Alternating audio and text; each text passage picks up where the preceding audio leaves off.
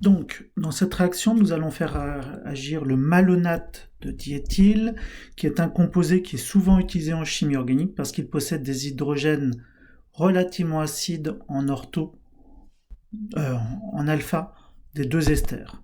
Donc vous formez des carbanions, lesquels sont nucléophiles, peuvent réagir avec des électrophiles. Quel électrophile allons-nous utiliser? Eh bien ici, nous allons utiliser un bis-tosylate. D'accord? Un tosylate, c'est un composé qui dérive d'un alcool. Donc quand vous avez un alcool, vous pouvez le transformer en tosylate, donc grâce au chlorure de tosyle. Donc ceci, c'est au programme du premier semestre. En présence d'une base qui est généralement de la pyridine, d'accord, pour capter le HCl qui va être dégagé, et vous formez un tosylate.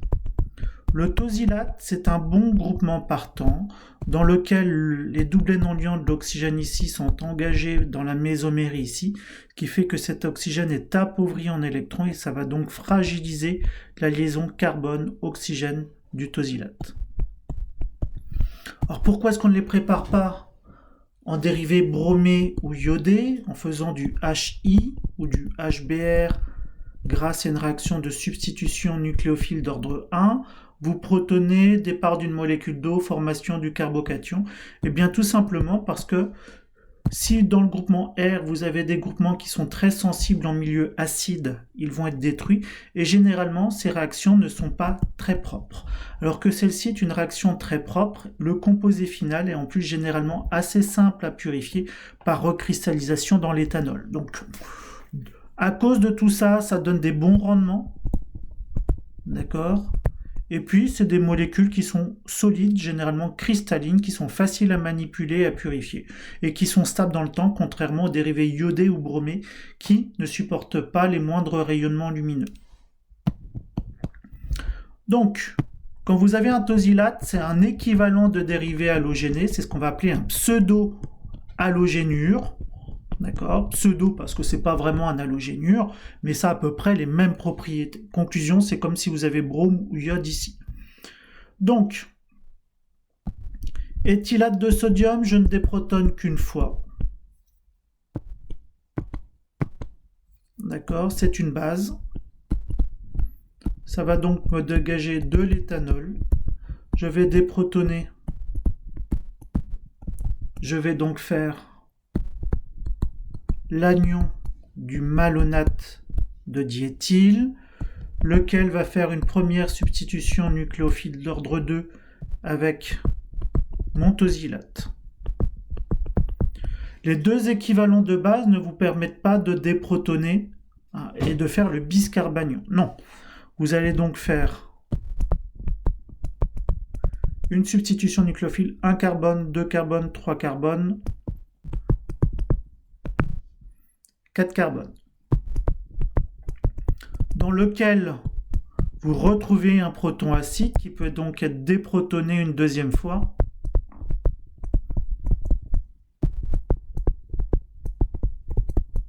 Pour former votre deuxième carbanion, lequel va faire une substitution nucléophile d'ordre 2 intramoléculaire et conduire à la formation d'un cycle à 4. La question de quel cycle on forme ne se pose pas ici puisque c'est le seul que nous pouvons former. Petite remarque, pourquoi utilise-t-on de l'éthylate de sodium et pas du méthylate de sodium? Eh bien tout simplement parce qu'il existe une autre réaction parasite qui peut avoir lieu.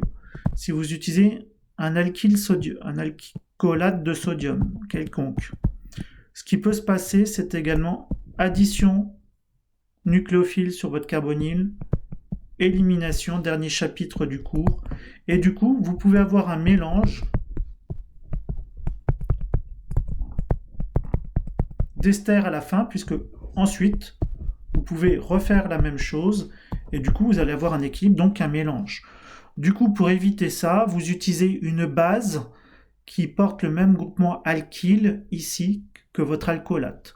Sinon, vous utilisez une base très forte, du NaH, du LDA, ou j'en passe, et des meilleurs, ou du tertiobutylate de potassium, qui a la propriété de pas être nucléophile, puisque pour être nucléophile, il faut être capable d'attaquer le carbone, qui est généralement plus encombré que les hydrogènes qu'ils sont à la surface. Et là, le groupement terre-subutile très volumineux vous interdit les additions nucléophiles.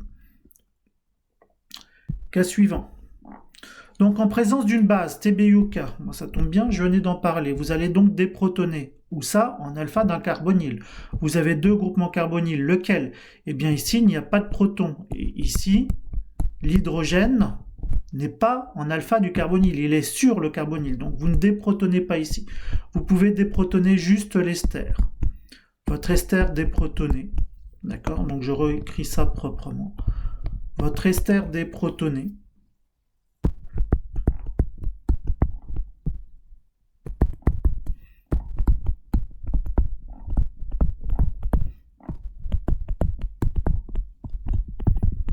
donc vous conduit à la formation du carbanion,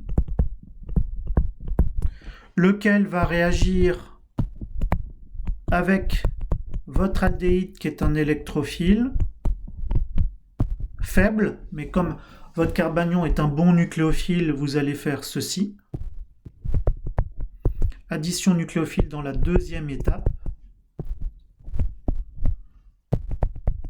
Formation d'un alcoolate que vous allez protoner à la fin pour former votre alcool. Donc un bêta-hydroxyester.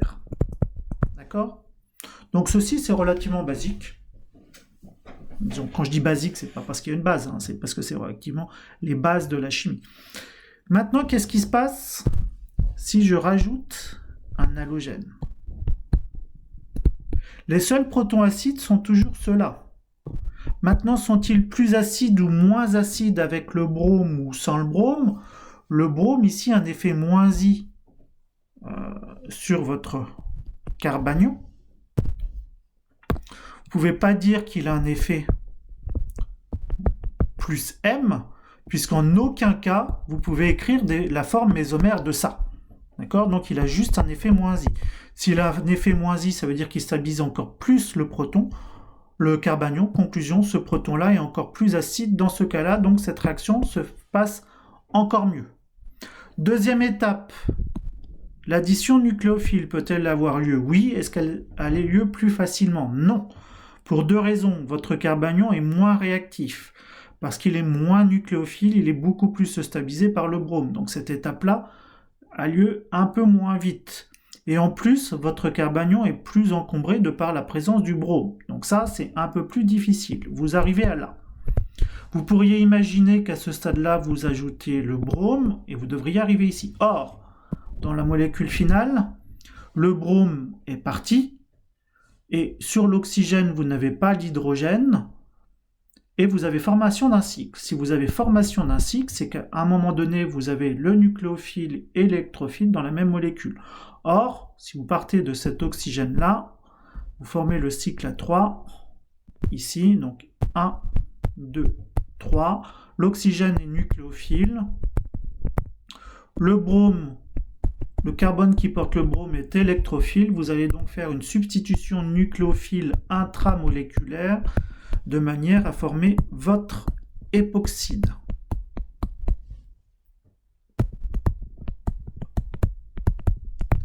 Est-ce que c'est une SN1 ou une SN2? Imaginez, vous formez un carbocation ici. Donc, si j'envisage le carbocation sur le carbone 3, ça veut dire que ce carbocation devrait être stabilisé par un effet inductif, un effet plus M du brome. Le brome serait parti, donc il n'y aurait pas l'effet plus M du brome.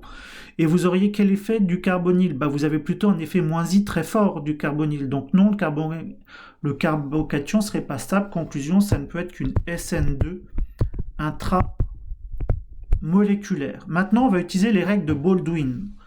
D'accord? Donc les règles de Baldwin, c'est les règles de cyclisation qui vous dit la nomenclature et du coup vous permettra de comparer avec des tables s'il s'agit de cyclisation favorisée ou pas. La première chose, c'est la taille du cycle, donc 3.